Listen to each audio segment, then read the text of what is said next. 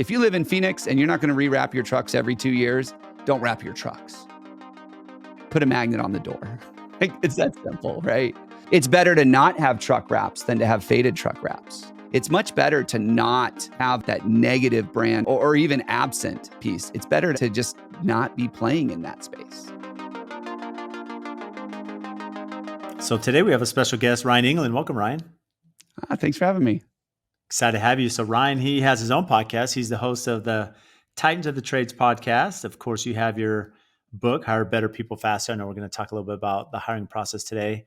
And Core Matters, which you do a lot of coaching and training consulting. So for people such as myself and those in the trades. Yeah. Super passionate about blue collar in general, but construction and service seem to be where it's at. So I love working with you guys. So why is that? I mean, the trades it's a tough breed of people to work with, Ryan. Could you pick an easier like industry? Almost every mentor, coach, consultant I've ever worked with, marketing expert, has been like, dump blue collar, go after the white collar guys, because they're on LinkedIn, they're in front of their computers, they're much easier. And every time I've done that, I've never been fulfilled. Like, I'm just so passionate about people that are creating infrastructure and out in the field, working with their hands, making it happen. And I think it's because I grew up in blue collar. So it's kind of my roots. So mention that, it's pretty rare that I'll ever start an episode, with your history, but I think it's important to the conversation. So why the trades? You mentioned you grew up doing that. Yeah. My dad was an owner operator, and I got to watch him have that American dream belief. If I go start my own company, I'll work less hours. I'll have more money, right? More freedom. If only it were that easy. Yeah, I know. 6-7 days a week, 12, 14-hour days. Yeah. I remember it would be like Saturday morning. I'd want to go hang out with Dad. We'd drive down to the shop, right? Like that's what we did. We hung out at work. So, I was able to drive a forklift before, I think I was 10 because I just hung out with Dad all the time. But I watched him go through this process of working these crazy hours, having this belief. And as I got older, what I realized was it wasn't that my dad wasn't a good business owner. It wasn't that he wasn't in a good business. It was that he never learned how to hire and build a team of people he could trust. And that trust is really important, because in the blue collar space, we hire people all the time that can do the work, but we never want to take our eyes off of them, or we've always got to be on call and ready for them because we can't trust them often to do the work for us. And that's a real challenge for a lot of entrepreneurs. And so I started this journey thinking that the problem with most people like my dad was they didn't know how to get enough business. Started a marketing company. A couple of years in, I found it had nothing to do with getting business. They had more business they knew what to do with. It was getting people they could trust to go do the work. And so that's when I got into this. And I grew up in it. I've been around it my whole life. And I just love the transparency, the honesty. We don't play games in blue collar space. There's not as much office politicking and bureaucracy and all that stuff. It's like, if I think it, I'm going to say it and we'll move past it. Right. Yeah. The HR is a little bit different in construction for sure, as opposed to other companies. Definitely is. Especially on the job site, we can attest to that. What's interesting, you use the word trust, Ryan, and maybe break that down a little bit, because I think there's a fine balance. You mentioned that they have to be skilled in whatever profession they're in. There is a skill set, right? There's a trade expertise there. But when you say trust, is it, that they're going to be diligent throughout the hours they're putting in, how they're going to communicate with clients? Are they going to be safeguarding the company's investment, material, waste factor? Kind of walk through some of the different scenarios where, as you've consulted with businesses. I'll say it like this. So in the trades, I'm going to stereotype. It's usually a guy, right? It's men that build these companies, and they build these companies and it's like their baby girl, right? I've got a daughter. I don't know if you've had a daughter, but that baby girl, like there's nobody that I'm going to trust, around my baby girl. It's going to take a lot to earn that trust. And I think we look at our businesses very much the same way. I've sacrificed time with my family. I've sacrificed other things in my life that I wanted to build this business up. It's going to take a lot for me to be able to trust somebody with her. So you mentioned So this is a little bit more, when you say trust, you're speaking maybe in terms of micromanager, right? That they have to be involved and feel like they have to carry them along and really aren't willing to empower, let that, like that control go. That's definitely part of it. Yes. Yeah. Understanding that, I hear this a lot. No one's ever going to care about the business as much as I do. Mm-hmm. And I found that's really a bad way of thinking, because if you think that way, you're never going to let people care about the business as much as you do. And in fact, you will find people that will care about the business more than you do, because for them, it's something that they're passionate about. It's something they're excited about. They want to be on this journey and go where you're going. And even though they didn't take all that risk that you did, they still want to help you succeed. And they might even care more than you do at times. And so the trust is two-sided. I have to be willing to trust them, let go of things. But then on the other side of it, I have to know that I'm hiring the right people that can actually move into that space of trust, and that they'll actually be able to think like I do, make decisions like I do, so that it doesn't hurt the relationships with customers or with suppliers or anybody else. And so it works both ways. So it's interesting. The reason when you bring up that people care more than you do about the business, how have you seen that happen? Because I've seen businesses where the employees and the managers and those that are involved with the business care greatly, and in some Yeah. cases more than the manager. What's that tipping point? What have you found to be key principles that get um, for those business owners that have employees to get them to that level? So in our system, we call it the core fit hiring system. We talk a lot about core. Core is the foundation on which your business is built. It's the hub in the wheel, the flywheel that is your business. A lot of people call it culture, but I think it goes beyond what we stereotypically think of as culture. And if you think about this idea of your business is a bus, like we've all heard Jim Collins, right? Get the right people in the right seats on the bus. And it's a great metaphor when you're talking about your leadership team and figuring out where the business is going to go. But the last time I checked, every bus has more than 5 seats on it. There's hundreds of seats on some buses.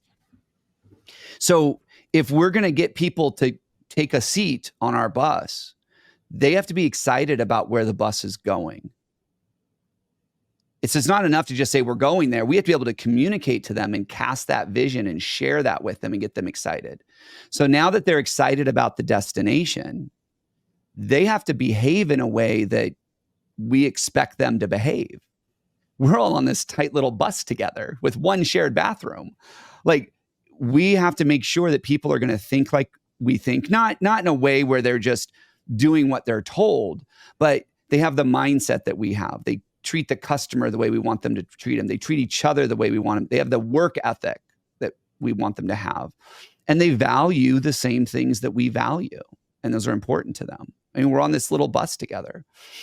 Because at the end of the day, if they're not excited about where we're going, or if they're not excited about the people that they're on the bus with, when that bus breaks down, or there's a detour or a delay, they're going to get off the bus and go get on another one. And if we walk around knowing that these people don't fit, it's going to be really hard to trust them. It's going to be really hard for them to care as much as we do. But if we can find people that are excited about where we're going and they feel like they belong inside the company, I mean, they'll care to the moon and the stars about your business way more than a lot of owners do. I think what's unique about that, Ryan, is I'd be curious how, when you're working with blue collar trades, and the reason I bring that up is because it's one thing where, a good example of some of the stuff we do, we have some projects that are called a trophy home, these amazing projects, and they have these amazing amenities, and people are like, oh, like I would love to build like something at this level, right? Mm-hmm. But the reality is, of course, there's a process for our company to get there. And of course, there's a process for everyone. But at the core of it, to get to that, you need, a good mechanical contractor, you need a good drywall sub. And so how are you working with the blue collar specifically when it is a drywall company, when it is a mechanical company, when it is a concrete company, to say, how do we excite them about the destination? Because it may not just be the end product, because there's a lot that encapsulate, right, that journey in itself. Yeah. We work with a lot of trade partners, a lot of subcontractors, and helping them find craft workers or skilled labor.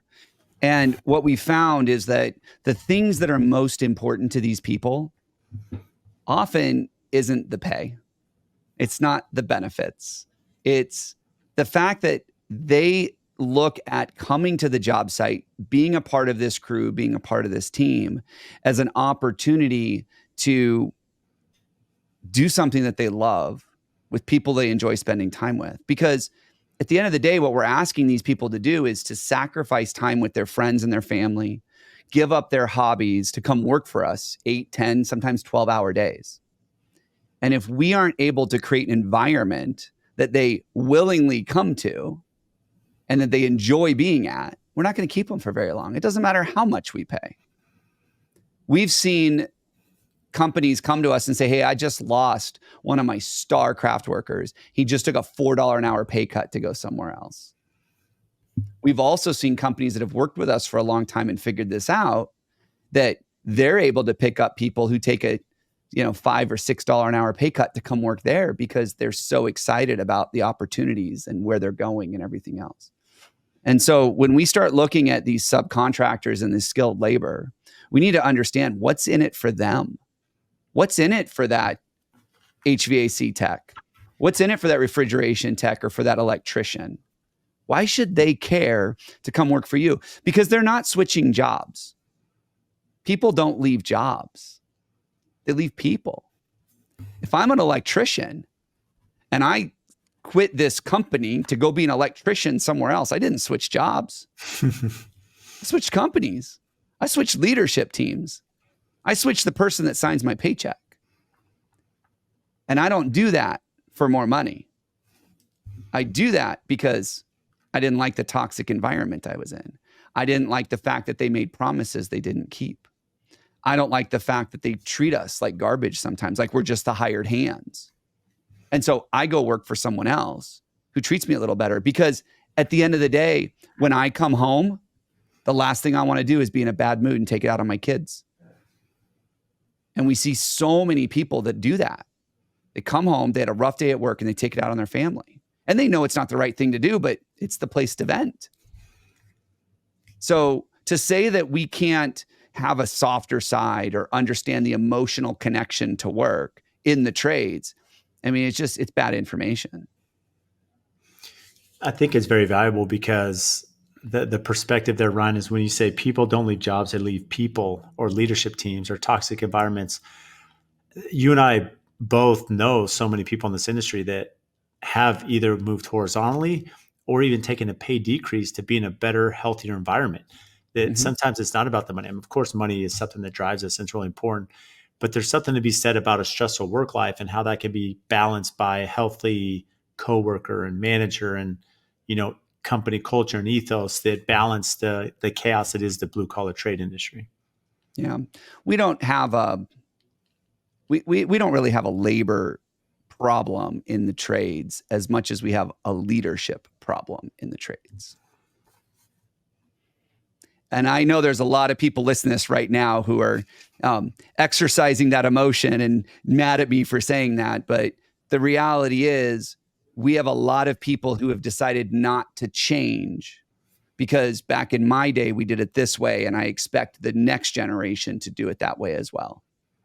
And this modern workforce isn't the workforce we had 40 years ago. The world has changed. The environment has changed. The job market has changed. And if we don't level up our leadership ability, if we don't skill up so that we can be better leaders, we're going to continue to struggle with this labor problem that we have in the trades. I actually think that's really a valuable insight, because so many of us focus on the labor crisis. We focus on the lack of labor. We focus on, the median age of whether it be plumbers or trim carpenters that are leaving the industry. What's interesting, though, to that point is we have some young firms here in Phoenix that are doing some great things in the trades, and they have some amazing talent. And maybe it just never dawned on me. I never put this together, but you speak about it's a leadership problem. And the reality is most in the trades, as we know, they're not great communicators. I should say in general, but generally speaking, a lot of us aren't good communicators. We're not good leaders, right? It's kind of a different field in a way, and so it's just maybe not as soft, right? And Yeah. so the ones that are good leaders that understand that and can build these cultures, that's what's attracting the talent. I just had someone on my podcast, 29 years old, restoration contractor, got 40 employees at 29 years old. And he's like, we don't have turnover problems. We don't have recruiting problems. Like, if we take on new contracts, we can just let people know we're hiring and people are coming to join our team. And, they have that modern day mentality of what it's like to be a leader. And so with that, they're able to attract the modern workforce, which is really the math equation that no one knows how to solve right now. So when you look at that example, the 29-year-old who's in restoration and hasn't had a turnover issue, what were some of the key takeaways, that you have from that guest you had, and just based on how they're running the organization that attracts that talent? I think a lot of it is getting comfortable with, you said the softer side, right? That more we're human beings. If you're in the trades, your people are your product. And if we don't treat our people like they are the most important thing in our business, we're not going to have people around for very long. And we teach the idea that your employees should be your top customer. You should create the experience for them, because if they have an amazing experience working for you, they're going to pass that amazing experience on to your customers. They're going to be happy. They're going to be engaged. They're going to take care of your customers.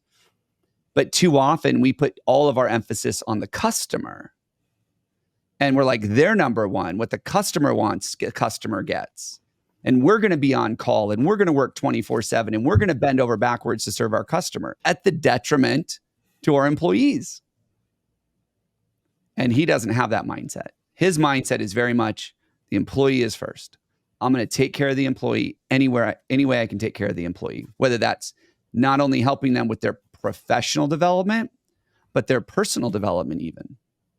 This is one of the things him and I connected on, is the idea that if he's got someone on his team that wants to buy a home, he's going to hook them up with his realtor and his mortgage person and his credit repair expert and his financial guy. And he's created this network of people to support his people so that they can get what they want out of life, not just turn a wrench for him and produce dollars for his bottom line, because he knows it's so much more than that. I think that's fascinating. You mentioned the healthy boundaries with clients, and the employer who cares about them. And it's interesting because I had a mentor of mine, and he was very big on, as a business owner, many of us look at payroll, right? That's one of our biggest expenses. So you're thinking, okay, I have this nut to crack. I got to figure out payroll. And so a lot of us consume ourselves in what that payroll amount is that's coming out every week or twice a month or whatever that pay structure is. And he was always big that, your employees are your greatest asset, not your greatest liability. And so treat them like assets. Maybe it's a mentality thing. Maybe it's, those leaders that are very successful look at it that way, as you mentioned, that they look at their employees as the product itself, maybe not the end customer. And that kind of changes how they either manage them or communicate with them, or, whatever it is that they're cultivating here. And, or to your point, creating healthy boundaries so that the clients aren't abusing them. So it's a healthy work environment where they feel that, hey, I have someone that has my back, my employer has my back, which creates this, this safe system for them. Yeah. You talk about the difference between the expense and the asset. And I look at employees, I look at payroll as an investment, because that's where you're going to get your return on your investment. If we have employees that aren't producing for us, it's because we're not getting a return on them. And so when we look at our employees, we need to look at them as an investment, and how do we get the greatest return the fastest? That's how we need to be thinking about our people. And the way you're going to get the greatest return the fastest is by not only investing in them financially, but investing in them personally. Most people don't get out of bed and go to work because that's what they felt they were created to do. Most people get out of bed and they go to work because that paycheck is going to feed their family, is going to provide for that vacation, is going to make that car payment, is going to put their kids through school. That's why they're working for you.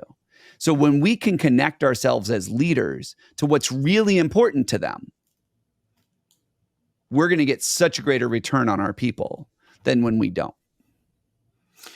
I think that's so valuable when you speak about investment, and I'll take that a step further because for my profession as a general contractor, you're kind of positioning to get these better projects, right?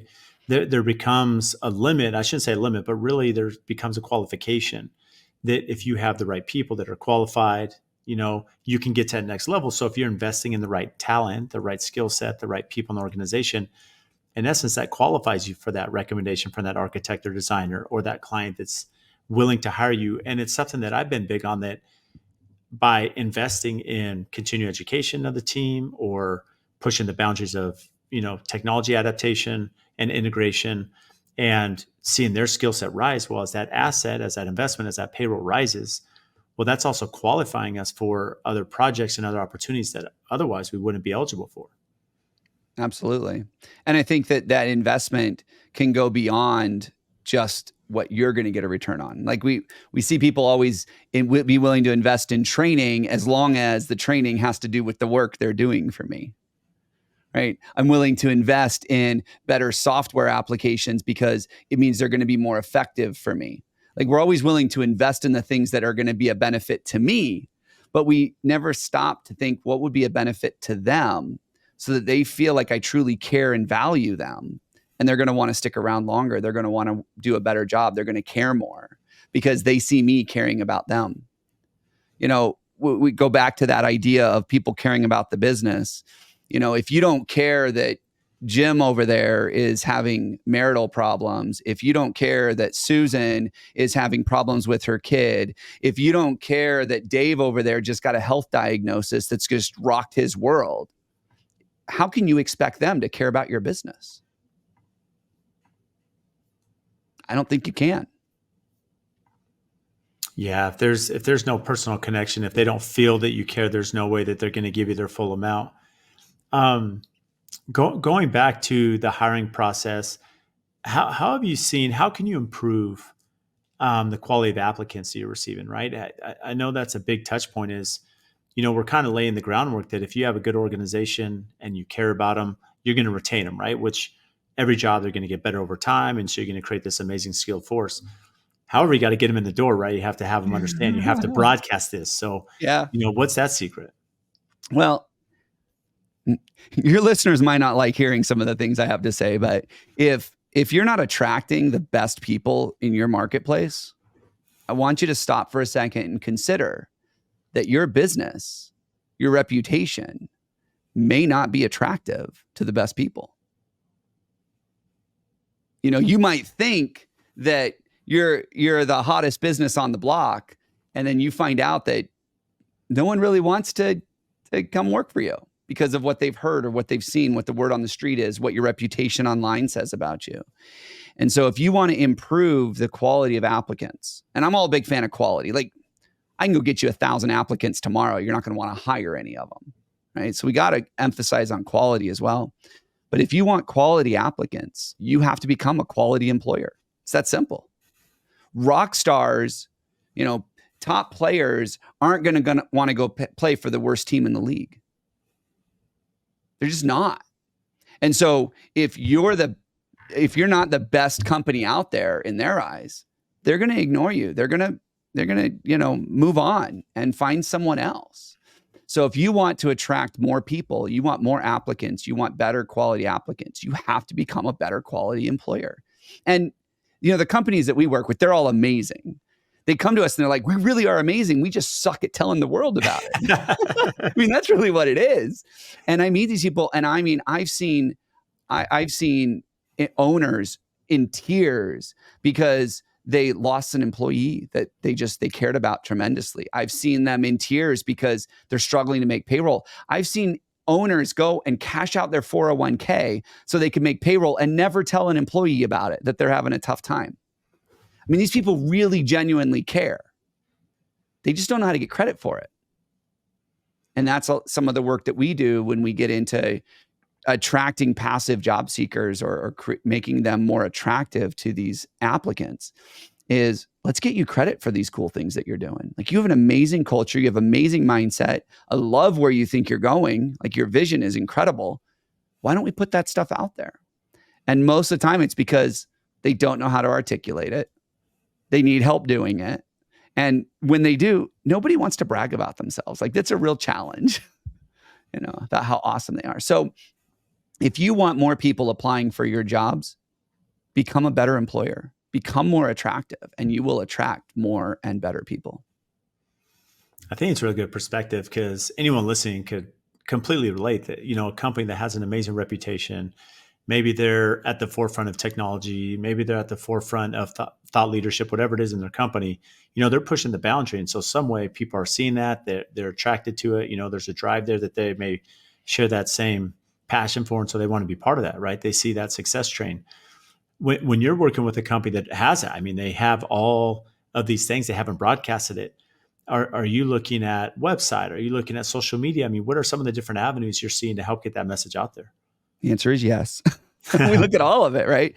The modern workforce. So when we talk about the modern workforce, like when I was in college, I remember getting ready to graduate college, and I would go home and I would put a suit on and I would print out all these resumes on resume paper. And I would drive around to the companies that I wanted to work for, and I would drop off a resume, and I would see how far I could get in the door, and I would give people a resume. Well, that world doesn't exist anymore. And for those of you that are job seekers looking and you want better jobs, like, go do that. You will stand out in ways you can't imagine. But the modern workforce, the current job seeker, they pick up this and they start looking for jobs. And so what are they going to get drawn to? They're going to see your website. They're going to see your Yelp reviews. They're going to see your Glassdoor. They're going to see your Indeed reviews. They're going to look at it and go, this company hasn't posted a new project in 7 years. Are they still in business? Like, they used to do really good about all this stuff, or they haven't been on Facebook in like 4 months. Are they still around? Right. And we go set up Facebook profiles and do all these things because we're told to. But we have no plan or strategy on how we're actually going to be consistent in using those as a communications tool. And so they click on your profile on Indeed and they see 2 bad reviews. And they're like, well, that's probably not a good company to work for because no one likes working there. And we all know it's way easier to get bad reviews than it is good ones. We have to be intentional about that stuff. Mm-hmm. Or they click and they Google you on, they Google your company name before they apply, and they see your Yelp scores. And they see that 1 or 2 times when you just went on a rant and you just laid into the person who left you a bad review because one of your trucks supposedly cut them off, even though they're not a customer, right? And they're like, wait a minute. If their Yelp reviews are this bad, they can't be a good company to work for. Or they go to your website and it looks like it was built in 2010, which, yes, is a long time for a website. And they're like, is this company even around? Like, do they even care? If this is how they care about what people see on the outside, what's it like on the inside? And so we have to look at all of that. We have to take all that into account. If your company trucks, I used to live in Phoenix.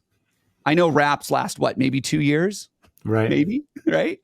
If you haven't replaced your truck wraps in 4 years and you've got pictures on social media of your trucks with faded logos and banners, they're not even taking care of their trucks. What's that say about how they take care of their people? So we have to look at everything and really understand what's the full picture and what are people seeing. And then there are times when we can't find anything wrong online, like maybe a lot of non-existent stuff, but we don't see anything bad. And then we have to turn to, well, what's the word on the street about you? Because the reality is, if you're in a specific trade, it's a pretty small industry. Like if you're a drywaller, even in Phoenix, if you're a good drywaller, everybody knows who you are. Mm-hmm. It's that simple. We're always looking for a good drywaller. That and carpenters, like those guys are impossible to find, right? We know them all. It's a very small group of people that are really good. So what's the word on the street about your company? Because they're talking. They're going to happy hour together. They know each other. So what's the word on the street? And so we have to take it to that level to find out what are people saying about you. Because if you're not saying the good stuff, other people are talking about you. They might not be saying the good stuff either. I think what's really valuable, Ryan, is you kind of let off this question and you said, um, really to this extent, you said, look, if you're not getting good people, it's because you don't have a good brand. I mean, whatever it is that leads to that brand, whether it's reputation or how you treat your people or communicate. I mean, there's so many elements of that, right? Yeah. And what's interesting is the point you made here towards the end, you even gave the wrap example around a truck. And he said, whether it be current photos or whether the wrap's deteriorating because of the sun, because it's so hot here in Phoenix in the summers.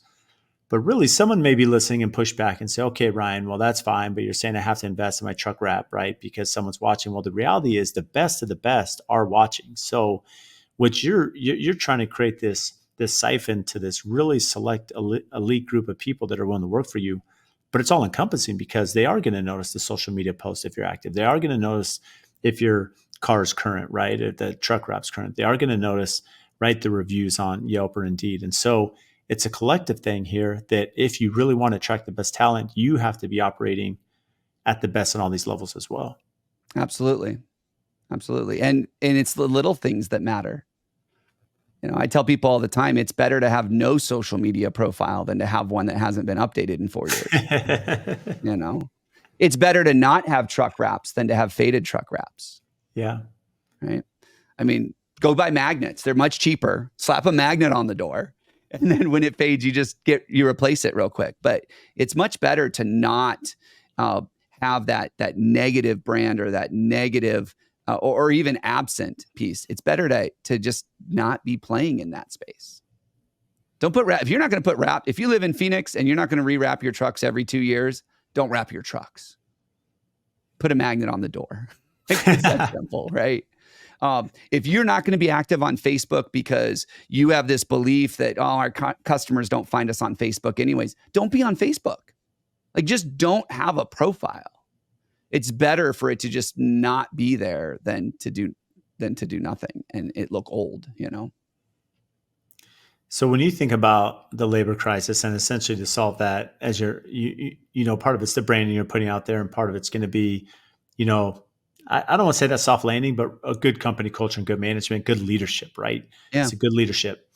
How important is onboarding as you look at like training and onboarding and integration into the company and understanding the roles? I mean, how does that play a role? Oh, we spend a lot of time talking about onboarding. If we think about where the job seeker is coming from, everything we do is job seeker first. A lot of people work with us and they're like, why are we always considering what they want? What about what I want? And it's like, because when you give them what they want, you will get what you want. Like Zig Ziglar said that, right? You give enough people what they want and you'll get what you want. It's that same idea. So when it comes to onboarding, think about what they're going through. And by the way, this is always something we catch people on. When does onboarding start?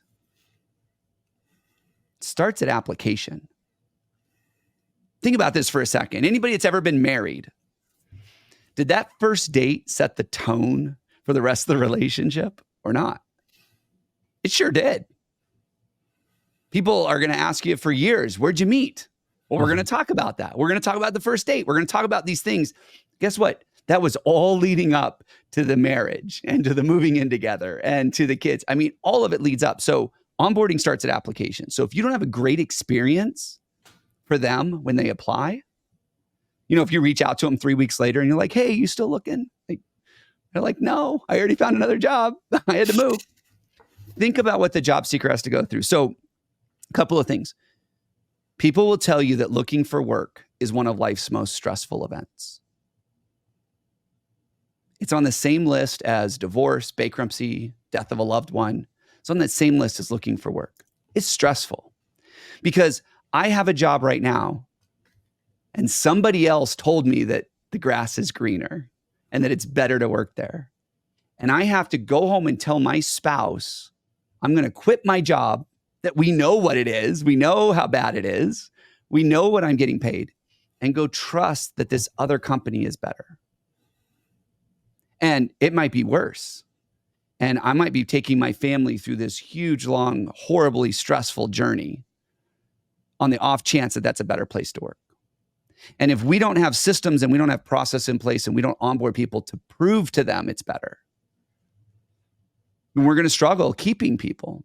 I tell people all the time, when it comes to onboarding, you have one goal in their first week of working with you. One goal. It's not to get them working. It's not to teach them your safety manual. It's not any of that. Your goal at the end of their first week is that they go home and they tell their partner, their spouse, their friends, their family, this was the best decision I ever made. If you pay somebody a full week's wages and they do nothing for you, but go home and say, best decision I ever made, you got the start of a lifelong employee. Now, I'm not saying let them skate and just pay them for a week, but I read this article a couple days ago. There are companies now that are paying for a 2-week vacation before somebody starts. So you offer me the job and you're like, by the way, I want you to have a 2-week break from your old company to this one. I know you can't do without a paycheck. So we're going to give you 2 weeks of paid time off before you start. I am not recommending that. It was a great newspaper article, but I am not recommending that. But they understand that this is a stressful time. So when you onboard somebody well and you teach them how to belong at your company, people need to know how to join your team more than they need to know how to do the work. Because if I hire an electrician, he knows how to be an electrician, but he doesn't know how to thrive over here. That's what we need to teach in onboarding. That's what onboarding needs to be about. So we have a process we call the 2-4-12 launch, which is a 90-day onboarding program. And it's all about the soft side of business. Yes, we're going to teach them how to do the work. We're going to teach them how to do it our way. We're going to teach them how to use our systems. But more importantly, that we're going to teach them how to join our team. We're going to teach them what it feels like to belong here. And we're going to show them how to thrive and win in the role, because that's what they need. I love that, because when you mentioned the one goal, I was curious where you're going to go with that, but it makes complete sense that after the first week, they're like, this is the best decision I've ever made. And that doesn't happen in a vacuum. That doesn't happen by accident, right? That's cultivated. That's whoever's training them, right? Their commitment to the company, their commitment, knowing the destination of the bus, as you mentioned very early on in the conversation, Ryan. I mean, there's so many different elements that lead to that. But I think the 90 days is interesting because a lot of people ask, and I'll tell you, just being open here, one of my biggest issues hiring early on in my career was this, like many of us in the trades, kick them off the pier, hope they swim, figure it out, right? You should know what I know, and you come with a lot of experience. Your resume is great. This is how we do it. Go do it. And so there's no adaptation. There's no integration. There's no understanding of systems or protocol or company handbook or, SOP manual. I mean, whatever it is. And so they're just left out to figure it out. And they have no idea what that gauge or that meter is for them to know that they're performing. Yeah. And that's part of, in the first 4 weeks, we're talking about making sure they fully understand their role, how they're being measured. Like if you don't have metrics in your business, if your top players, your top team members don't know how to put points on the scoreboard, they're going to sit around on the bench and go, well, I don't know how to win here. Like they want to know how to win. And the only way the best of the best know how to win is they know how to put points on the board. And we don't teach that. We think, if they don't hear anything, that means they're doing a good job, right? No news is good news here. Because I rip them a new one when they suck and screw it up. And yeah, but your people don't know. Like, how do they know if today's going to be the day they get ripped a new one or not? We've got to have a way to keep score that they have control over and that they understand too. Because otherwise, they're never going to put points on the board because they don't know how to do it.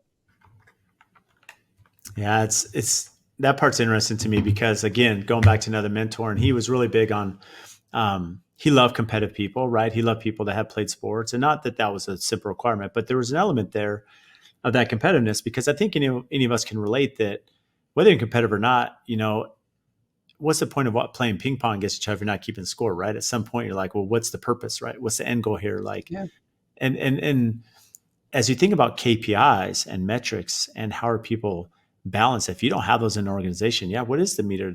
How do they know they're performing? And all of us innately want to know that we're doing a good job. You're coming to work. And I think any good talent that you have, any good people that want to join your company, they do want to be measured. They do want to have an ability to progress. And so those KPIs and metrics are extremely important. Absolutely. And I would say that even people who aren't externally competitive, like they're not competitive against other people, they're competitive against themselves. Mm-hmm. And they want to know how to do better.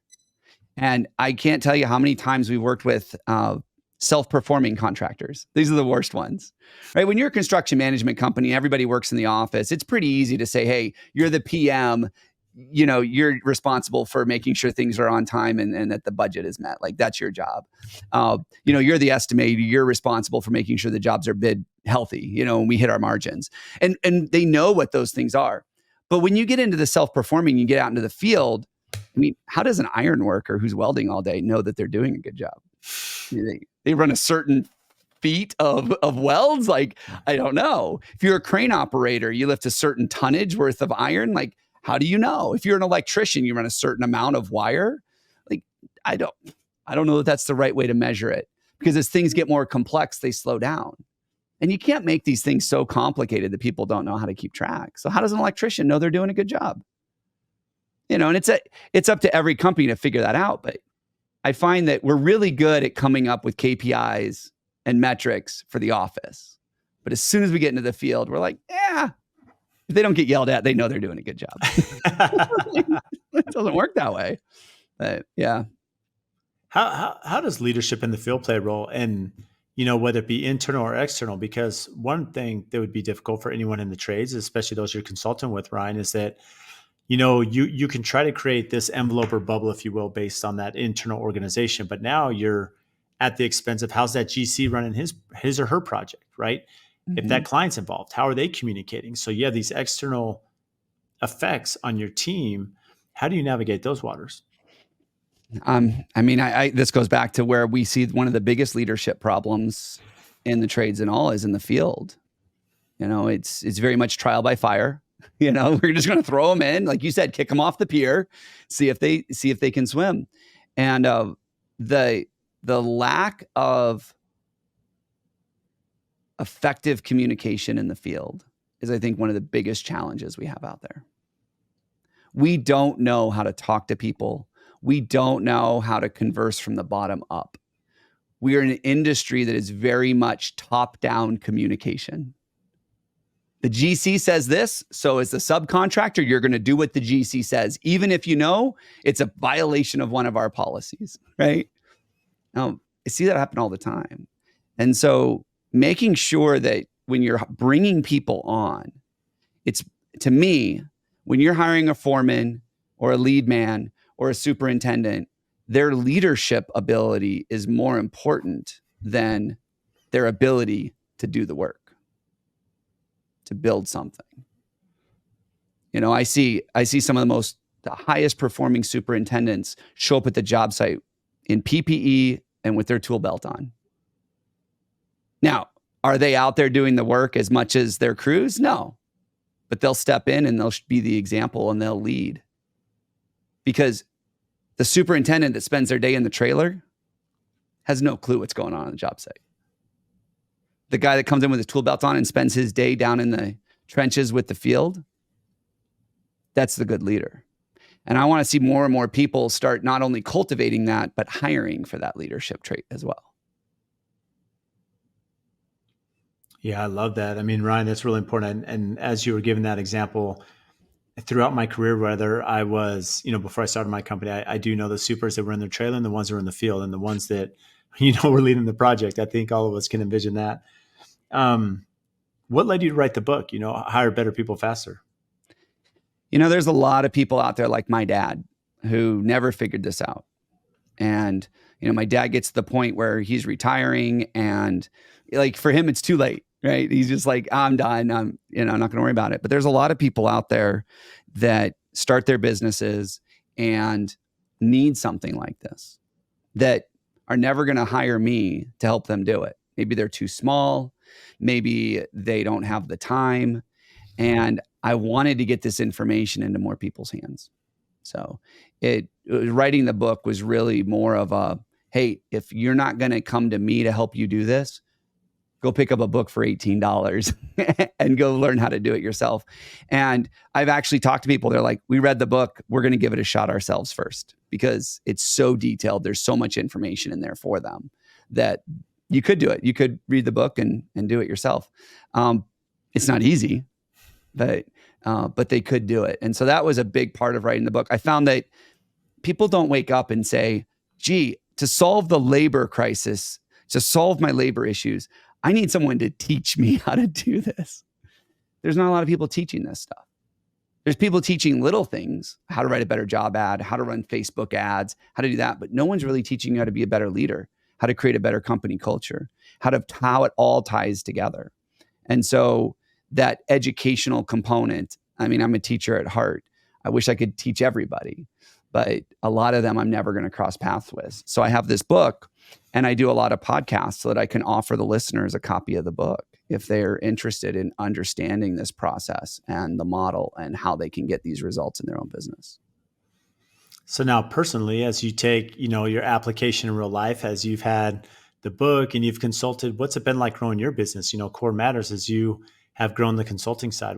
How does that look like today from when you started? Things are a lot simpler now for us than they used to be. When I first started, somebody would come to me and say, "Hey, I have this issue." And I'm like, well, we haven't dealt with that yet. I'd be reading books. I'd be calling up my mentor, like, how do we deal with this stuff? And he was like, here's what I know. And then it was really figuring out what made the most sense for the trades, because my mentor is a white collar guy. Right? Like he's like, well, let me tell you about this. We're going to do a passport program where you go around to all these different departments for the first week you're there and get to meet everybody. And we're going to bring sushi in every afternoon. And there's going to be a massage trailer at the end of the day for everybody that's had a hard day at the work. And I was like, yeah, that's not us. So how does that translate over? So over time, we've built a bunch of these tools that really resonate with construction companies and service contractors because, I mean, it was built for them.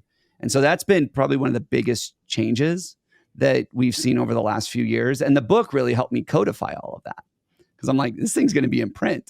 I got to make sure that we've got it all lined up. So that's been one of the biggest things. But, one of the biggest challenges is I don't think a lot of people in the trades are ready for this. Mm-hmm. That's been one of our biggest challenges, which is why I love to educate them and just say, hey, here's a tool, go use it, see how it works. And when it works, then we can talk more. But from the business perspective, that's been one of the biggest challenges is that it takes a little while for people to warm up to this idea that it can be done in the trades.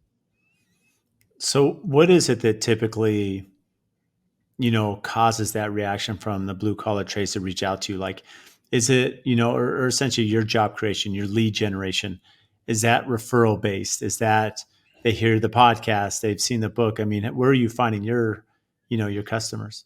Stages are the best place. So, and I consider a podcast a stage, right? I'm standing up here, I'm educating, we're doing workshop stuff sometimes, doing keynotes, I'm a Vistage speaker. So stages is one of the most effective ways. And then with those podcasts, offering the book and letting people know, and then referrals. I mean, those are our primary sources. Because like I said, most people don't Google someone to teach me how to hire and solve this labor problem, right? They're just not doing that. And then the best people are the ones that have just said, you know what? I give up. Like I'm done fighting this fight. I'm done doing it the way I've always done it because it's not working. I want to do something completely different. And, we have some people that come to us and, they're like, I got 4 positions to need to fill. And in 6 weeks, we help them fill them all. Wow. And then they're like, we don't need you anymore. And I was like, well, what are you going to do when those four people leave? There's so much more to look at. And so really helping them understand the scope and the depth in the impact that this can have on their business. And so it's that educational piece that's really helped us. But do a lot of podcasts, a lot of stages, and then the referrals. What have you seen, biggest success, from, some of those that you've consulted? One I love to talk about was a construction contractor. And they got one of those put you on the map jobs. They were way too small to bid on it, but they did and they got it. And he came to me and he goes, and this is probably about 5-6 years ago. And he goes, for the last 9 months, we've had this job and we're 50 guys short. And we're starting to lose people because they're burning out with all the overtime because we can't stay on schedule. And we came in and within 90 days, we filled all 50 of those positions for them. That's amazing. That was a fun one. We had another one came to us late last year and said, hey, we have 2 critical roles we need to fill, and we have no idea how to fill them. And their goal was by January 31st that they had filled both. And they are like, there's no way we're going to do this. We started working together right before Christmas. And I'm not kidding you, on January 30th and January 31st was like the offer letters went out. And it was just looking at their business and saying, hey, what are the things we can do to make you more attractive quickly? Like, where's the low hanging fruit? And let's go after that. But yeah, I mean, we've had somebody, we had a painting contractor we work with. Their turnover was 130%. We dropped it down to 20% in 9 months. Wow. This impacted their turnover. Employee engagement goes up. We've got one company that lack of engagement, they estimated it being worth like $4 million. We cut that in half in a year. So those are some of the cool results that we get. And, we've got a whole bunch of case studies on our website of people talking about some of this stuff and what they've done and what they've learned. And a lot of companies, they actually put more emphasis into marketing for people than they do customers. And the customers see it and go, I want to work for a company that's recruiting those kind of people. And so we're able to help them and work with their marketing teams to say, hey, if we post this ad this way, it'll do double duty. It'll attract good people and good customers. Whereas right now it's just focused on customers. So we help them with that kind of stuff too. Well, I think a point here, when you mentioned the turnover from 130% to 20, I think that's impactful for a lot of reasons, not just, health of the business, but financially. I mean, most companies don't understand what it costs to acquire talent, right? To find them and onboarding, the expense. And so I can only imagine how their bottom line changed by dropping that turnover from 130 to 20. Oh, it was huge. Huge. And I mean, they weren't a huge company, 40 employees or something like that. But yeah, it wasn't as much, like, we didn't end up talking about as much of the bottom line as we ended up talking about the time savings. Because when you're onboarding those many people and you're training that many people, your team is burned out on training new people. So much so do they get to the point where, like, why bother? They're not going to be here that long anyways. And it almost becomes a self-fulfilling prophecy. And so the time savings was where they really benefited.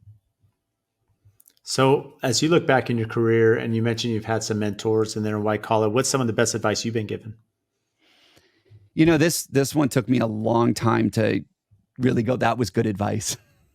But one of the things that one of my early mentors told me, and this was probably 12, 15 years ago, and they're like, you know what, Ryan, you need to find a very niche market and serve it with a very niche service, because it's almost like creating a blue ocean or, standing on your own mountaintop or whatever. And it took me a long time before I actually understood how that could work. And it's one of the reasons that we focus on blue collar. And really, it's coming to the point where most of the companies that come to us now are in construction. And so there may be a point in another year where I'm like, we only serve construction companies. But it was really serving blue collar, but then also not being this everything to everyone. Like when I had my marketing company, I thought, when their trucks are full, we can do their marketing. And when their trucks aren't full, we can do their recruiting. And I learned real quickly that was not a good way to scale a company. So we just got really niche. And then the other thing too was, documenting all of our stuff, creating that franchise model that Michael Gerber talks about in the E-Myth, and being able to say, hey, we know what works. And when you go down this path, it will work for you. And then keeping it flexible enough so that people can say, well, I need this to be adaptive. I need this to change for me. But really saying, these are the tools that work, and having those fully built out so that when a client comes to us, we can make change very quickly. It's really good. I love the niche down, because I think so many of us in our career try to figure out, you try to be everything to everyone instead of realizing this is my skill set, this one I need to hone in on.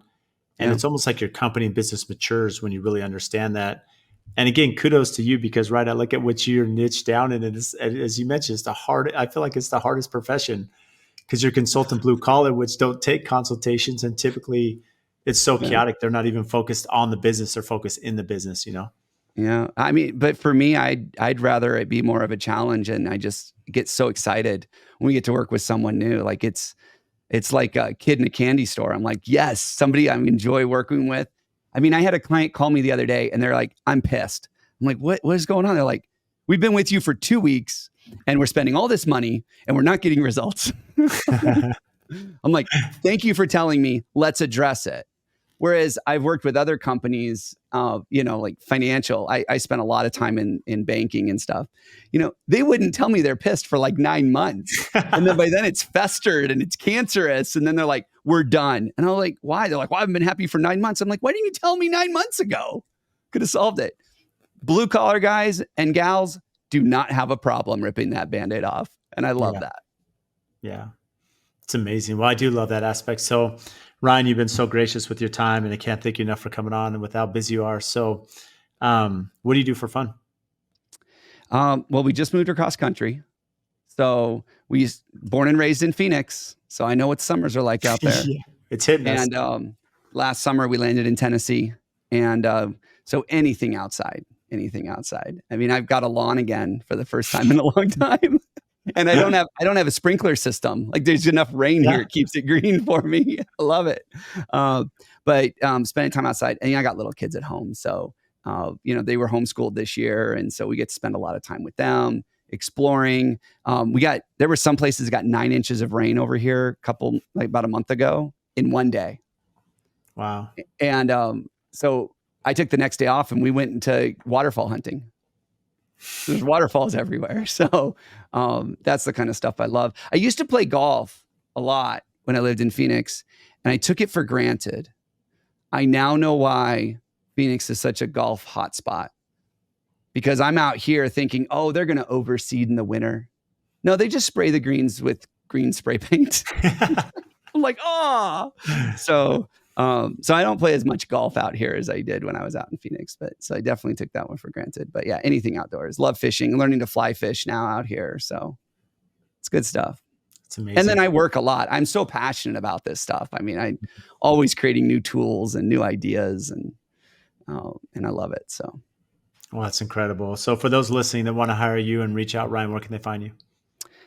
They can go to corematters.com. It's the easiest way. I'm very active on LinkedIn, but I got an offer for your listeners if you're interested. Yeah, please. So Hire Better People Faster is my book. And we detail the whole model in the book, go through the whole thing, give you all the ins and outs, tips and tricks. And if anybody wants to go to corematters.com/free book, if you help me out with a little bit of shipping and handling, I'll mail you a copy. And you can get a copy of it for much less than if you go to Amazon or anything like that. So if you've got readers that are listening right now and they want to know more about the corporate hiring system, I'd love to extend that offer to them. Incredible. Well, you're amazing, Ryan. I can't thank you enough for coming on and spending time with the audience today. Thanks for having me. If you get value from the show, please support us by giving a 5-star rating and review on whatever platform you listen to. And I also have a favor to ask. We've had some incredible guests that come on and share their wisdom, their knowledge about their business. So if you have friends or family members that could benefit from those episodes, please share it with them, as well as any other business owners that you're networking with that could get value from the podcast or certain episodes. Please share those as well. Again, subscribe, make sure you're following. Any questions that you have, topics. We've had listeners reach out about certain guests that we should have on the show. Again, brad.l@aftconstruction.com. Email me for topics to address, guests that we should have on, and even if you think you'd be a great guest for the show. So again, thank you for all your support, and we'll see you next time.